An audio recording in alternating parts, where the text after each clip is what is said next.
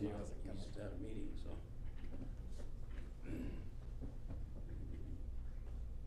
Well, we're waiting for Dave then, I guess.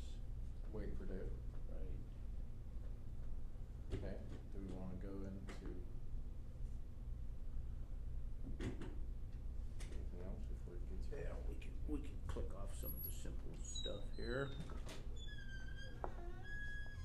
Let's go ahead and go to your administrative agenda. I would ask you to convene as the Tonasket EMS governing body for purposes of vouchers. Alright, I would move to adjourn as the Okanogan Board of County Commissioners and reconvene as the Tonasket EMS District. Second. Motion second, discussion. All in favor? Aye. Your monthly contracted payment. So, I would move to approve the vouchers in the amount of $21,700 for, the lifetime contract. Okay, second. And motion second, discussion. Hearing none, all in favor? Aye. Aye, those same sign, motion carried. Is that all we have? That is all the business I have for you under Tonasket EMS. I would move to adjourn as the Tonasket EMS District and reconvene as the Okanogan Board of County Commissioners. Second. So, motion second, all in favor? Aye.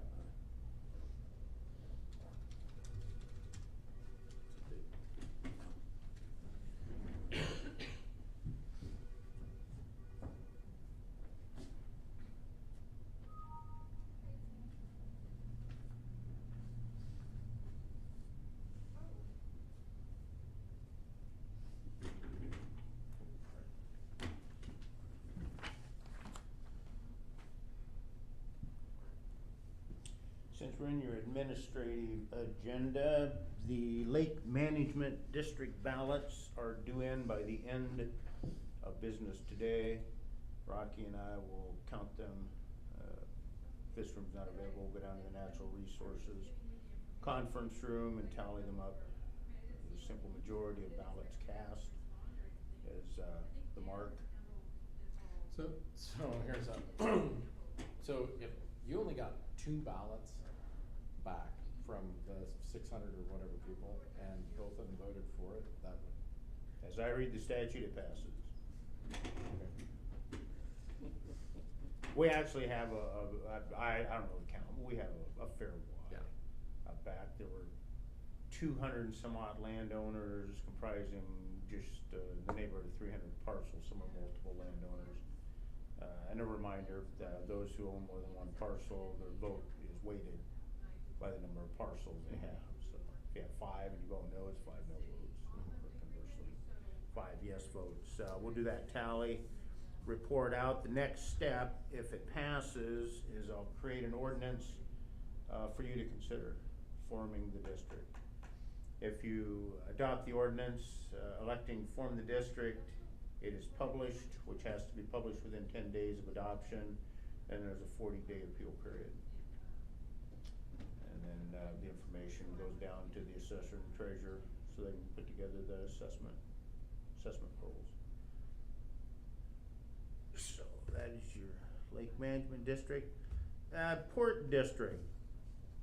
I was asked to attend a meeting in Oroville on Thursday, which I went to. There is a group up there that's been working on other things, Oroville Initiative, I believe they called themselves. They formed 501c3 and they're doing civic kinds of things, improvement projects and tourism promotion, cleanup, that sort of thing. Now, whether that organization or just members of that organization wasn't absolutely clear to me, and to a point it's academic, are interested in forming a port district. Port districts are formed in accordance with RCW 5304. This one would be a port district that of less than the county as a whole, in a county where there isn't already a port district of less than the county as a whole. So they have to accomplish this by December, as I read the statute, by December 31, 2020, or apparently that provision in the law goes away. So and then the ball's in their court. Their next steps would be to get to me what their proposed district boundaries would be. The valuation within the proposed district boundaries would have to be at least $150 million. They are then required to get a petition of 10% of the registered voters within the proposed district, and that's 10% of the voters that turned out in the previous general election. If they are successful in doing that, it goes to the auditor's office. The auditor certifies that the signatures are all registered voters and they have sufficient to meet that certification level. Then it comes to you for a public hearing. You conduct a public hearing, not remarkably dissimilar from the Lake Management District, whereby you determine if it's in the best interest of the public to form the district. If your determination is yes, then you put it on the ballot for the voters, and it can be at any special election. And David forgot, he's on his way. Well, I wish I could say I've never done that, but I try not to openly lie if I can avoid it. So, you conduct a public hearing, it gets put on the ballot at any special election. The voters obviously vote yes or no. The different from a district of less than the county, where there isn't already a district of less than the county, rather than the port commissioners being on the same ballot, they would be on the next general election ballot. And of course, once formed, and then the commissioners are elected, they would have the authority under 53 to do whatever port districts are allowed to do: condemnations, levy property taxes, enter into contracts, issue bonds. They're pretty much within their port district boundaries a legislative body. They have actually very sweeping authority. Now, according to them, there's already been discussion with the city of Oroville. I presume that means the mayor and city council.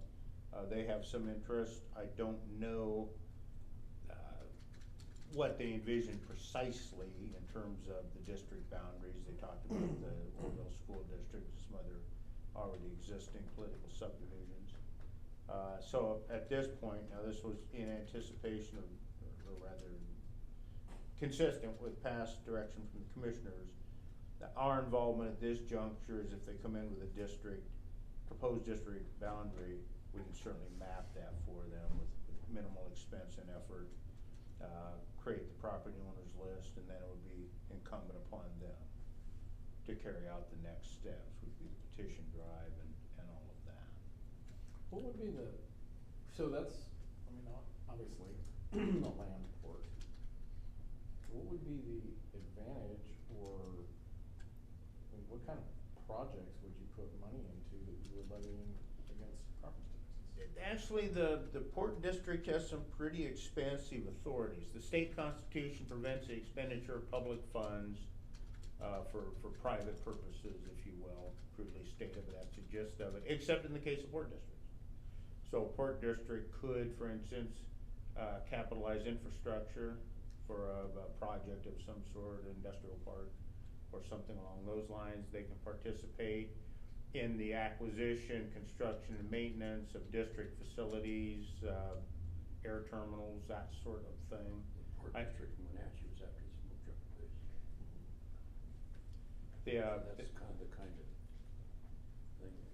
But that would have been. Say it's a Port District. Yeah, I guess they got the airport, I mean, they got the big airport there. Say it's Well, Port they District. also have the airport for customs. Right. Is Oroville. Right. So. Say the Port District runs SeaTac, for instance. That's a Port District facility. Mhm. Port District runs all of the terminals, but most of the terminals down in the waterfront. I would say it's a huge Port District, but Yeah. it's a lot of money goes through their doors. Well, my son works for the Port of Seattle Police Department. They have their own municipal police agency. So, and not that this one would envision that necessarily, but part of the discussion seemed to be to try to create a revenue stream where they could maintain airport facilities, one example given, certainly other projects that, are in need through lack of funding. There's some opportunity too for the port district, a port district, to engage in what I'll call project planning.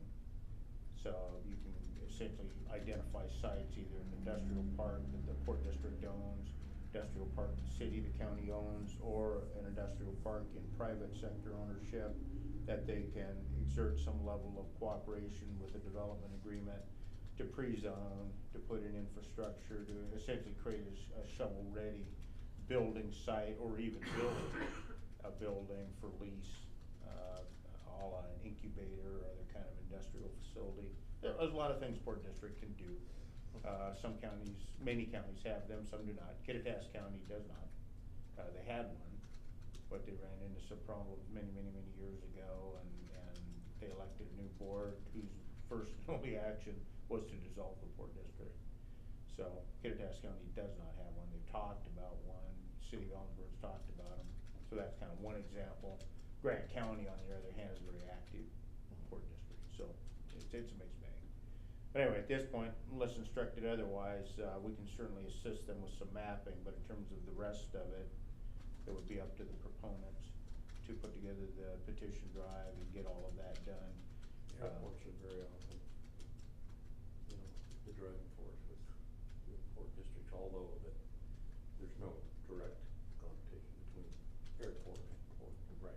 No, my only concern is it's difficult thinking about being put in a position to move something along that's gonna create a legislative body that can all of a sudden tax people. I know. So just understand. Can and will. I mean, they make Yeah, no exactly. bones that I know, some that's- kind of a constant, consistent revenue stream is part of the objective. Yeah, I mean, you look at our lake management district and just the hoops and hurdles that we've jumped through to get that thing even on a ballot, you know, and then, so. It'll be a discussion. It'll be a discussion. Questions about the Port District? Am I correct in my assumed orders? Yeah, Yeah. to keep it. Well, with that then, Should we finish this up since our under administration, we finish the. The Well, CXT item four. toilet. well, the last item on it is the CXT toilets. There seems to be a lot of discussion going back and forth in terms of what exactly that process is going to look like. If it gets to be complicated, we can do it, but it will take a back seat to some of the other things we're doing, so I'll make sure that Mr. DeSalle will understand that. Because there seem to be some timing issues with some of his revenue streams. I don't know precisely what that means, but we'll do the best we can for him. If they're willing to accept a Fonzie, then that isn't too complicated to put together for the nature of the project that it is. If we're talking about putting together interdisciplinary collaborative work groups and whatnot, that's gonna take some time, and it won't happen very quickly. So, I'll continue to monitor the email exchanges and report out. Commissioners, with that, I would ask you to go into executive session consistent with RCW 423110 subsection I, current and pending litigation. I would ask you to invite myself and of course your Chief Civil Deputy, Mr. Getches, to attend. 20 minutes. I would think 20 minutes would be a start. So I move to go into executive session for 20 minutes, inviting Dave and Perry, 4231-110I.